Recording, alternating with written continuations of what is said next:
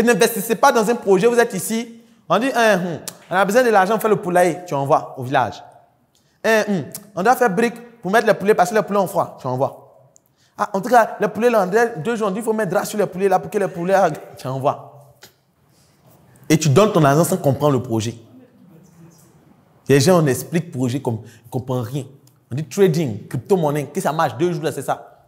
Comme pour qu'on dise pour commencer, c'est combien? Il dit 100 000. Il dit ça a donné du oui. Ça a donné oui. Et puis il investit. Comment les gens peuvent investir comme ça? Tu demandes c'est quoi blockchain? Il dit, c'est que si les jeunes m'ont dit que les trucs qu'ils font en ligne, et les douanes, il y a des douanes comme ça, et tu vois, il a l'argent. Mais ce n'est pas investi. C'est un bon petit locataire ici, hein, il apprécie bien, il a dit non, que le truc là, on appelle ça quelque chose monnaie, même le projet, il ne sait pas. Mais il a donné 5 millions. Vous ne devez pas investir comme ça. Vous devez investir, vous former, vous devez être des investisseurs avertis. Et quand vous investissez, vous devez vous investir. Et les gens donnent l'argent, ils ne passent plus là-bas. C'est-à-dire, on dit, dépasser quand? C'est comme le loyer. Dépasser quand? Il dit non, tu peux passer dans 5 mois. Voilà. Il ne t'appelle plus. Il ne fait rien. C'est 5 mois. En tout cas, à partir de 4 mois et demi, il commence à t'appeler. Ça va? Et le projet, j'espère que voilà, ça bouge. Hein. C'est un peu de temps. Hein. On doit se voir. Et tu as suivi le projet. C'est maintenant, on vient dire que vieux père, tu sais, le truc est c'est non, les jeunes de maintenant, on ne peut pas les faire confiance. Les 5 millions à un autre. On a joué avec. On m'a fait perdre de l'argent. Toi-même, tu as perdu l'argent. Dès qu'il te donnait, tu as perdu. C'est fini. Parce que tu ne t'es pas investi et tu ne sais pas investir.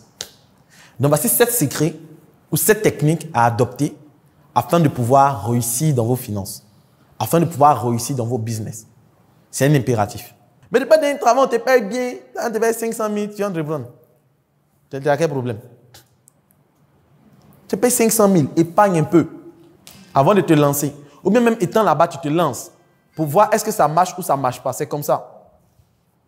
Mais ne te lève pas. Tu as fini d'écouter une vidéo de motivation. Quelqu'un qui dit à commencer avec une plume. Aujourd'hui, un poulet.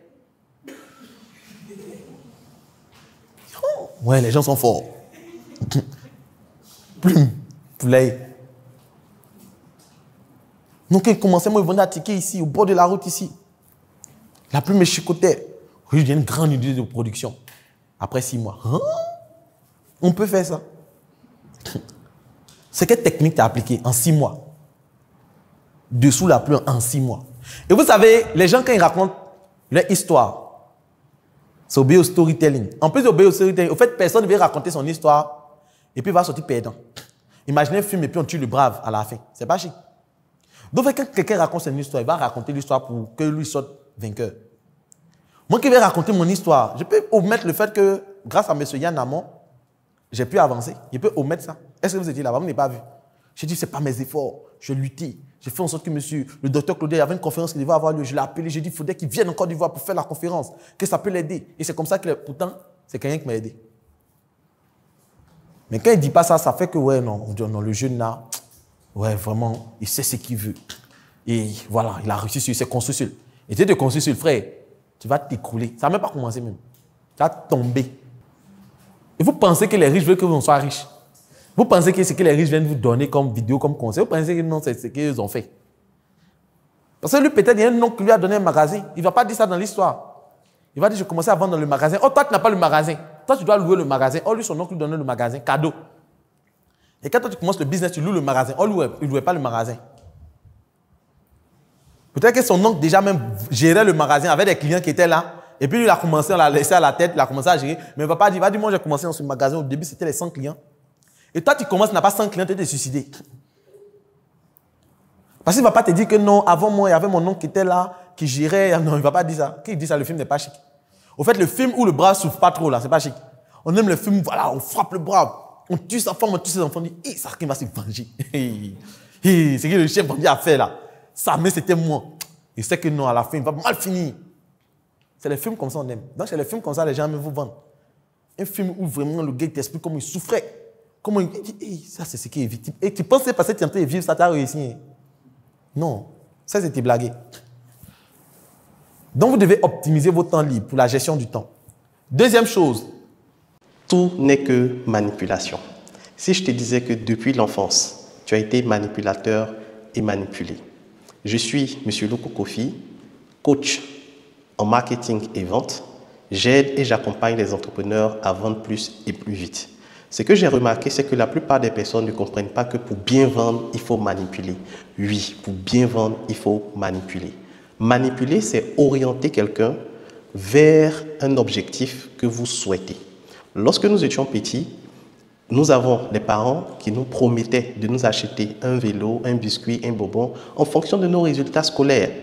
Et à cause de cette promesse, qu'est-ce que nous faisions? Nous nous mettions au travail et nous savons que derrière ce travail, nous allons avoir une récompense. Même si très souvent les parents n'honoraient pas leurs promesses, mais on se retrouvait quand même à faire le travail qu'ils voulaient. Donc comprendre les techniques de manipulation, c'est comprendre que moi, en tant que vendeur, il y a mon produit qui peut aider le client à passer d'une étape A à une étape B. Si une personne est en surpoids, j'ai un programme ou un thé qui peut aider cette personne à perdre du poids. Si une personne a des difficultés de vente, j'ai un produit ou un service qui peut l'aider à vendre. Si une personne a des difficultés à pouvoir prendre la parole en public, j'ai un programme en art oratoire qui peut aider cette personne à passer de l'étape de peur de prendre la parole en public à prendre la parole en public. Donc, c'est toutes ces stratégies-là que j'ai mis dans ce livre, les techniques de manipulation en vente. Oui, parce qu'en tant que vendeur, tu dois manipuler, tu dois apprendre à manipuler, mais manipuler pour aider tes clients à atteindre leurs objectifs parce que tu as le produit ou la solution qu'il leur faut.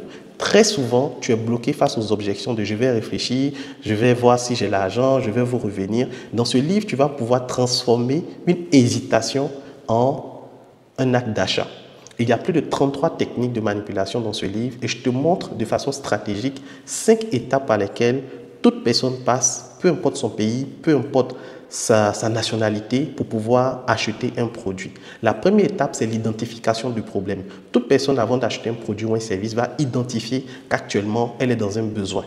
La deuxième étape, la personne va évaluer les différentes solutions qui se proposent à elle. Donc, je vais rechercher une solution pour pouvoir trouver une solution pour régler mon problème.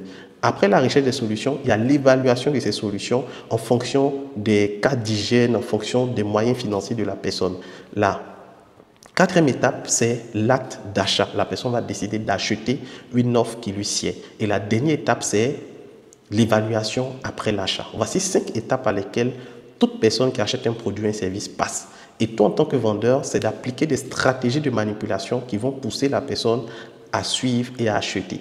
Tu as très souvent vu des messages de vente où il y a des comptes à rebours, où on met sold out, où on te dit que tu n'as que 3 heures, où on te dit que c'est réservé qu'à 5 personnes.